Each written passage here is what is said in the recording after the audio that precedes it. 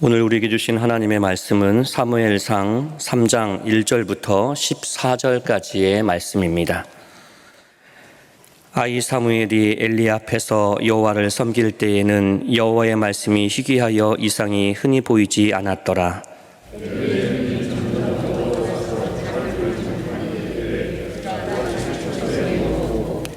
하나님의 등불은 아직 꺼지지 아니하였으며 사무엘은 하나님의 궤에 있는 여호와의 전 안에 누웠더니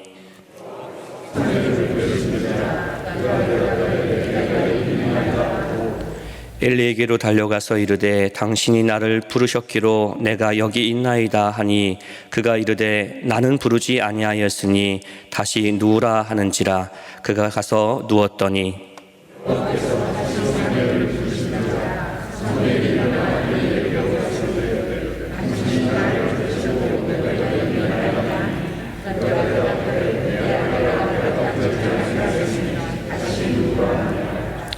사무엘이 아직 여호와를 알지 못하고 여호와의 말씀도 아직 그에게 나타나지 아니한 때라.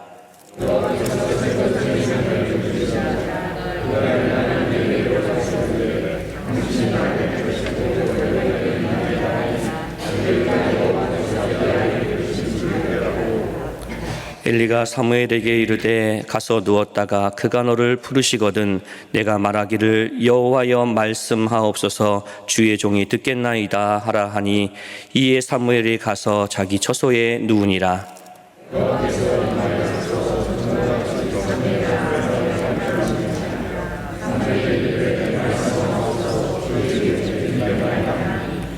여호와께서 사무엘에게 이르시되 보라 내가 이스라엘 중에 한 일을 행하리니 그것을 듣는 자마다 두 귀가 울리리라.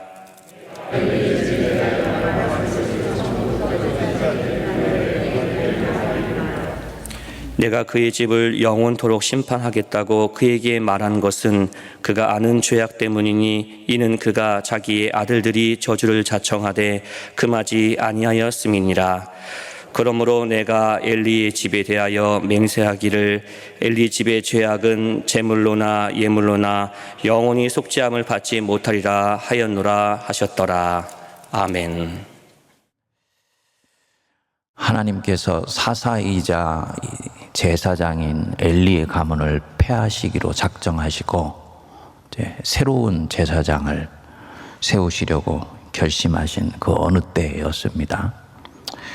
드디어 하나님이 사무엘상 3장에서 어린 소년 사무엘을 사명의 자리로 이제 부르십니다. 하나님이 당대의 기라성 같은 사람들 다 제껴놓고 소년 하나를 불러서 당신의 일을 새롭게 시작하시는 거지요. 3장 1절부터 3절까지를 보면 하나님이 당시에 왜 사무엘을 따로 부를 수밖에 없었는지, 왜 제사장 가문에 속하지 않은 이 사무엘을 부르셔야 됐는지 이 배경이 나와 있습니다. 거기에 보시면 아이 사무엘이 엘리 앞에서 여호와를 섬길 때, 그때가 어떤 때라고 했습니까? 여호와의 말씀이 희귀하여 이상이 흔히 보이지 않았더라. 여호와의 말씀이 희귀했다. 사사시대는 말씀이 희귀한 시대였다. 하나님이 어떤 사람의 인생에 찾아오셔서 일을 시작하시건 한 시대에 본격적으로 시대 전체를 통으로 묶으셔서 일하시건 간에 하나님이 뭔가를 시작하실 때는 항상 무엇으로 시작을 하십니까? 말씀으로 시작을 하세요. 항상 말씀하시고 일을 시작하십니다. 특정한 사람을 통해서 말씀을 하시건 선지자를 통해서 말씀하시건 이제부터 내가 이런 일을 할 것이다. 백성들을 준비시키시고요. 또 부르신 사람을 마음의 준비를 시키시고 일을 하십니다. 아브라함에게도 말씀으로 시작하셨죠. 너는 너의 본토 친척 아비 집을 떠나 내가 너에게 지시할 땅으로 가라. 모세에게도 말씀으로 시작하셨죠. 너는 가서 내 백성을 구해라. 말씀으로 시작하시는 하나님이신데 이 사사시대에 보면 자기 소견에 옳은 대로 사람들이 행하던 시대였다. 아주 제가 볼 때는 묵상해 보면 딱 오늘 시대가 사사시대입니다. 사람들 다 자기가 옳다고 생각하고 자기 소견을 따라서 행해요. 자기가 기준입니다. 자기가 잣대예요. 포스트 모더니즘 시대의 특징이 합의된 그 어떤 것들이 없어요. 내가 옳다고 생각하면 그것이 곧 기준이고 진리가 됩니다. 그런데 이 시대가 말씀이 희귀한 시대였다 얘기를 말씀합니다. 말씀이 희귀했다.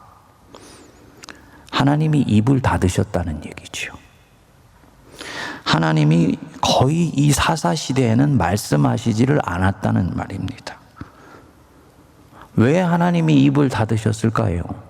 한번 생각해 보시죠, 성도님. 늘 말씀하시고 시작하시는 하나님, 늘 사랑하는 자에게도 말씀하시고 깨우치려고 하는 자에게도 말씀하시고 또 하나님 뜻으로부터 벗어난 자에게도 견책하셔서 돌이키게 하시려고 말씀하시는 하나님인데 이 하나님이 어느 날부터 말씀을 안 하세요. 왜 말씀을 안 하시겠습니까? 늘 말하던 사람이 어느 날부터 말수가 줄어들었다. 그리고는 아예 말을 하지 않는다. 왜 그렇겠습니까? 그 사람 앞에 있는 상대방이 듣지를 않으니까. 말을 해도 듣지를 않아요. 그러니까 이 사람은 더 이상 자기의 말이 허공을 치는 메아리가 되게 하고 싶지 않으니까 입을 닫아버리는 것입니다. 사사시대 백성이 자기 소견에 옳은 대로 행했다 그랬잖아요. 이게 무슨 얘기입니까? 하나님이 말씀하시는데도 그 말씀을 듣지를 않는다는 뜻입니다. 듣는다 해도 귀로 듣고 말아버립니다. 제가 듣는 데는 세 가지의 들음이 있다고 말씀을 드렸지요. 귀로 듣는 게 있고요. 가슴으로 듣는 것이 있고 영혼으로 빨아들이는 것이 있어요. 이 사사시대 사람들은요. 들어도 다 귀로 듣습니다. 마음으로 듣지 않고 가슴으로 듣지 않고 영혼을 실어 듣지를 않습니까? 말씀을 말씀으로 듣지 않았을 때 귀로 듣고 말았을 때 무슨 일이 일어나냐? 다 백성들 안에 이 육이 준동하기 시작합니다. 육체 욕심을 따라 행하고요. 소견에 옳은 대로 행하고 자연히 그런 사람들이 모여있는 시대는 방황하게 되어 있는 것이지요. 그러니까 말씀이 희귀하여서 이상이 보이지 않았다. 영어로는 보면 There was no vision. 그 시대가 비전이 없다. 백성이 나가야 되는 길을 말해주는 사람도 없고 말을 해줘도 그것에 대해서 반응하지 않으니까 시대가 방황을 하는 거예요. 그러니까 갈 길이 보이지 않으니 비전이 없는 것이지요. 하나님이 말씀하셔도 듣지를 않으니 입을 닫아버리신 것입니다. 제사장 엘리의 책임이 크지요. 2절에 보시면 엘리의 눈이 점점 어두워가서 잘 보지 못하는 그때였다. 이게 육의 눈이 이게 어두워진 것이겠습니까? 지금처럼 노안 수술을 하면은 해결되는 그런 종류가 아니죠. 뭡니까? 영의 눈이 닫혀버린 거예요. 영적인 분별력을 완전히 상실해버린 것입니다. 그래서 엘리의 눈은 점점 어두워가서 보지 못하는 그때. 그럼 영의 눈이 닫혔으면 눈 뜨게 해달라고 기도해야 될 것인데 그는 자기 처소에 누워있다. 영적으로 완전히 태만해져 있는 것을 얘기를 하는 것입니다. 근데 참 감사한 것은 3절을 보시면 하나님의 등불은 아직 꺼지지 아니하였으니. 기가 막힌 말씀입니다.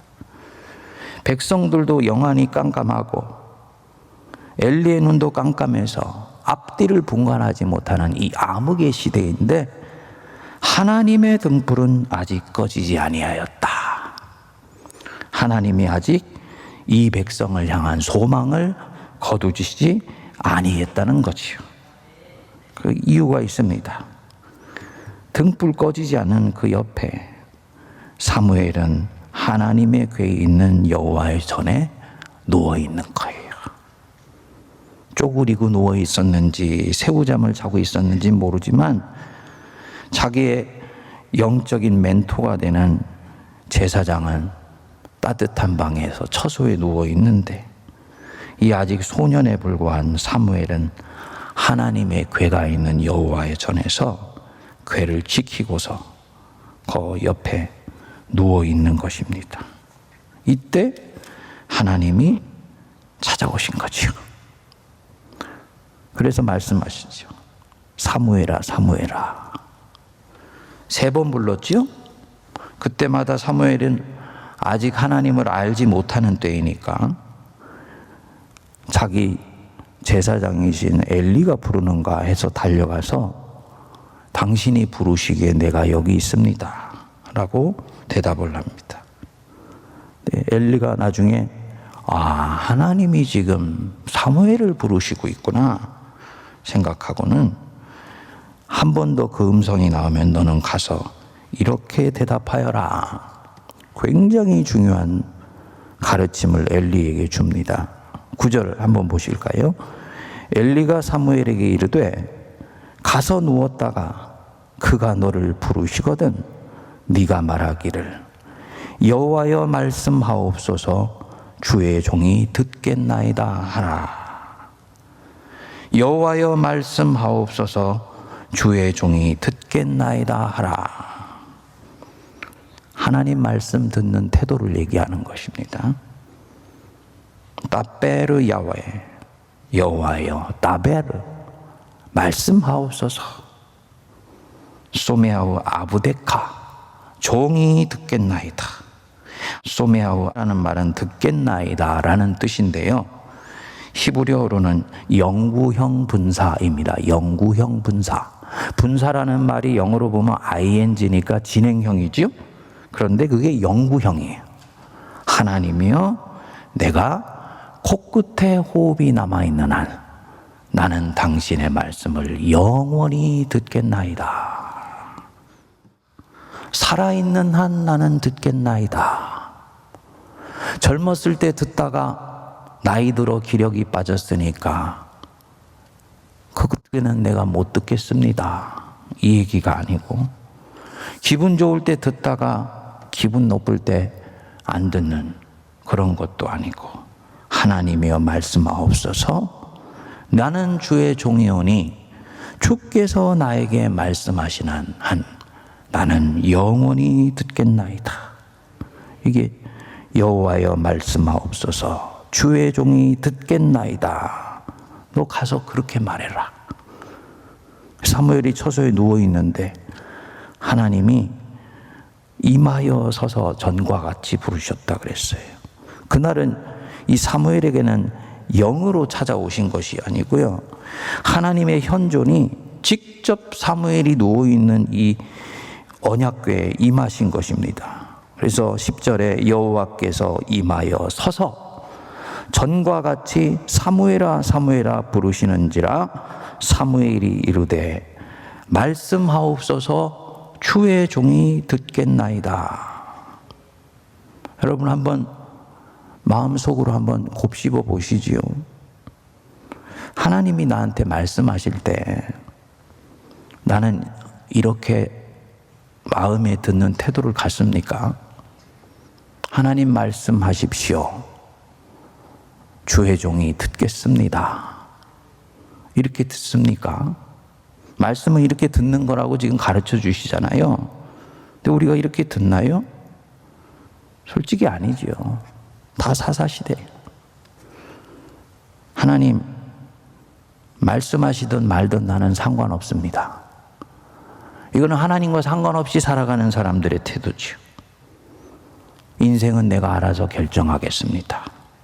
이렇게 듣거나 아니면 하나님 말씀하옵소서 들어보고 나서 따를지 안 따를지는 내가 정하겠습니다. 들어보고 나서 자기가 결정하는 거예요. 말씀하옵소서 주의 종이 듣겠나이다가 아니고 말씀해 보십시오. 들어보고 난 뒤에 그 말씀이 내 이치에 닿으면 따를 것이고 내 이치에 닿지 않으면 따르지 않겠습니다. 누가 정합니까? 내가 정해요. 내가 정해요. 들어보고 나서 지킬 힘이 있으면 내가 지키고 힘이 없으면 못 지키겠습니다. 힘이 있는지 없는지 누가 정합니까? 또 내가 정합니다. 그럼 말씀 듣는 태도가 아니라는 거지요. 이 비둔하고 아둔했던 엘리도 적어도 어떤 사람이 제사장으로서 하나님이 말씀하실 때 그 말씀에 어떻게 반응해야 되는가는 명료하게 알고 있습니다. 너는 가서 하나님이 말씀하시거든 이렇게 말씀드려라. 여호와여 말씀하옵소서 주의 종이 듣겠나이다. 무슨 얘기입니까?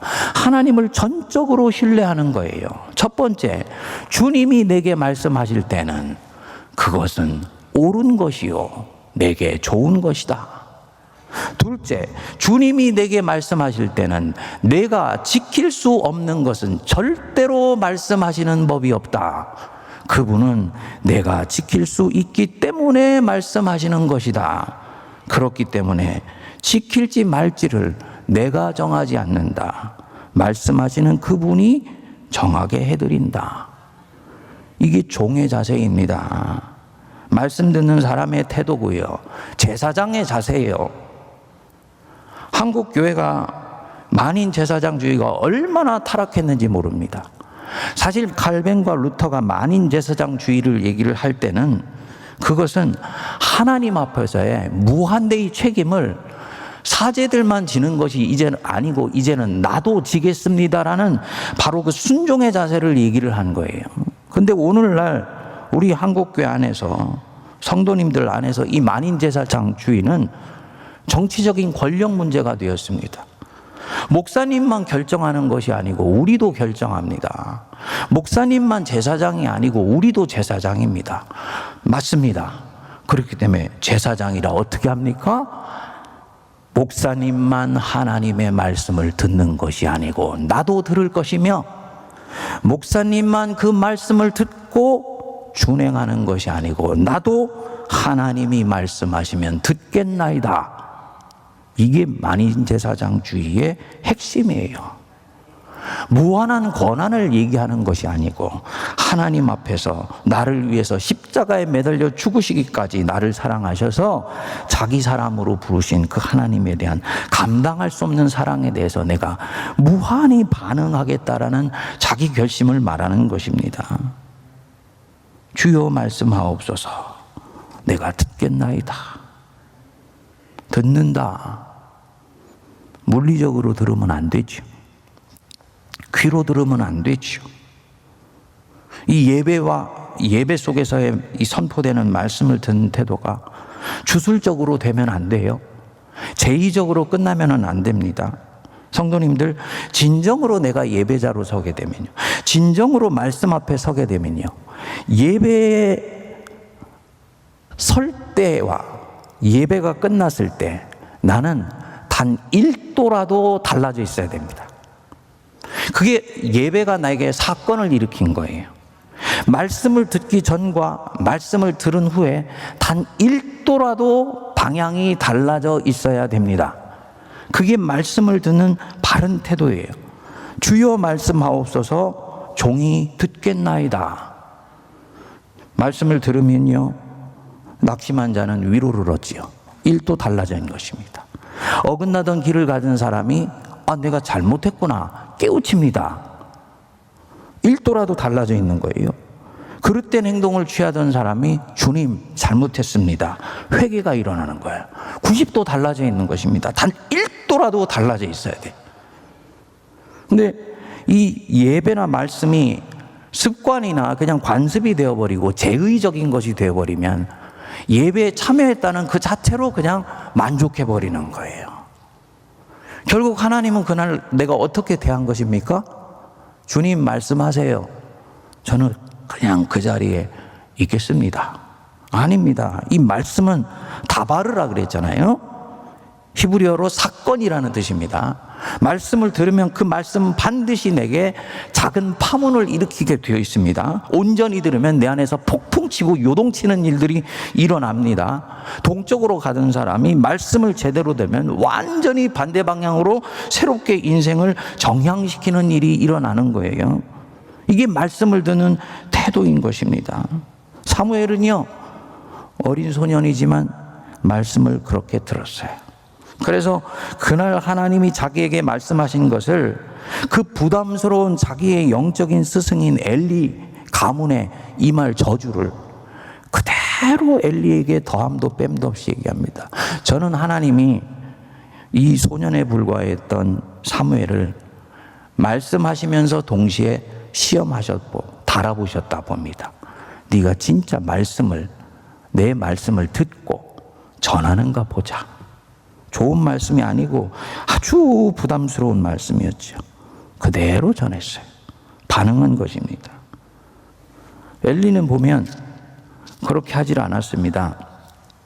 지나서 어저께 묵상하지 않았습니다만 그 2장 27절부터 36절까지가 엘리의 집에 내린 저주를 한 사람이 와서 엘리에게 그대로 얘기하는 것 아닙니까? 그러니까 하나님이 지금 말씀하시고 있는 거예요. 네가 네 아들 잘못 따랐기 때문에 내가 네 가문 패할 것이다. 내가 원래 너의 가문에 대해서는 영원히 복을 주려고 했는데 네가 네 아들을 잘못 따랐기에 나는 너를 패한다. 나는 나를 존중히 여기는 자를 존중히 여기고 나를 멸시하는 자를 내가 경멸하리라. 말씀으로 딱 36절에 끝납니다. 엘리가 어떻게 반응했는지 나오질 않습니다. 그런데 3장 2절에 보니까 어떻게 나옵니까? 엘리의 눈이 점점 어두워가서 잘 보지 못하는 그때 엘리는 어떻게 했을까요? 듣고 끝나버린 거예요. 정말 말씀을 듣는 태도라면 이 말씀을 듣고 하나님한테 때를 써야지요. 돌이키게 해달라고. 우리 가문에 임할 이 저주를 주님 용서해 주시고 피하게 해달라고, 길을 가르쳐 달라고 하나님께 때를 써야지요. 근데 하나님 알아서 하십시오 하는 마음으로 처소에 누웠어요. 전형적으로 사사시대의 사람이었던 것입니다. 성도님들, 올해 한 해 하나님 말씀 들을 때 주여 말씀하옵소서, 주의 종이 듣겠나이다. 이 태도로 말씀 우리 들으십시다. 제가 하나님 말씀 전하기 전에 늘 기도하는 마음이 그거잖아요. 주님 말씀하옵소서, 우리가 듣겠나이다. 어느 날 이 기도 안 해도 되는 날이 오게 되기를 저 간절히 기도합니다. 선포되는 말씀, 목회자가 선포하는 말씀 100%가 시작부터 끝까지 35분 설교와 다 하나님의 말씀이다 라고 감히 얘기할 수 없어요. 하지만요, 그날 그 말씀 안에는 반드시 저거 하나님이 내게 말씀하시는 거야 라고 하는 대목이 있을까요, 없을까요? 있어요. 요거 붙잡아야 됩니다. 목회자를 대하는 나의 호불호에 의해서 그 말씀을 들을지 안 들을지를 결정하면 안 됩니다. 망합니다. 이 엘리라는 사람은 아주 인기가 없는 목회자였잖아요. 그렇죠? 제가 우리 세문안교에서 인기 있는 설교자고 목회자인지 아닌지 모르겠습니다만 아주 인기 없는 제사장이었어요. 백성들한테 존경을 받지도 못했습니다. 그리고 한나나 엘가나도 이것을 알고 있어요. 그리고 첫 만남에서 한나가 흐느껴 오니까 이 비둔했던 엘리는 술 취해서 오는 줄 알고 나무랬지 않습니까? 그렇죠? 그러니까 이 한나가 내가 술 취해서 우는 것이 아니고 하면서 자기의 속사정을 얘기를 했지요. 그런 게 엘리가 얘기를 했어요. 하나님이 너에게 은혜 주실 것이니 평안히 돌아가라. 근데 한나가요, 그 인기 없고 비둔하고 영적으로 분별력 없는 이 지도자의 입에서 떨어진 이 말을 여호와의 말씀으로 받아들여서 그 뒤부터 돌아가서 울지 아니하고 평안을 넣습니다. 말씀을 믿음으로 받아들인 거예요. 결국은 그대로 진행이 되었지요. 예. 하나님의 말씀을 듣는 아주 좋은 태도를 얘기를 하는 것입니다. 그것이 설교자를 통해 선포되는 말씀이건 기록된 말씀이건 말씀을 대할 때 가장 중요한 것은 말씀의 성패를 좌우하는 것은 어떤 말씀이 오늘 나에게 선포되느냐가 아닙니다. 주여 말씀하옵소서 듣겠나이다. 이 태도로 들으면요, 주님은 반드시 말씀하시고 반드시 내 심령 속에 부딪히는 그 무엇인가를 주십니다. 그리고 이것에 대해서 신실하게 반응할 때 말씀의 역사가 일어나게 되는 것이죠. 사사시대, 혼란된 시대 속에 사람 쫓아가지 않고 하나님 말씀 쫓아가게 되기를 기도합니다. 호불호를 내가 결정하지 마세요. 하나님이 결정하게 하세요. 호불호를 내가 결정하는 센스가 자꾸 발달하면 안 돼요. 그래서 사도 바울이 많이 선생되지 말라 그랬어요. 자꾸 판단하거나 평가하는 위치에 자기 자신을 세워놓게 되는 것, 이것은 대단히 큰 시험거리를 내가 이제 안게 된다는 것을 말을 하는 것입니다. 이런 센스가 자꾸 발달되면 안 됩니다. 말씀할 때 순종하는 센스가 신실하게 발달해서 사무엘처럼 흔들리는 시대를 일으켜내는 복된 우리가 되길 바랍니다.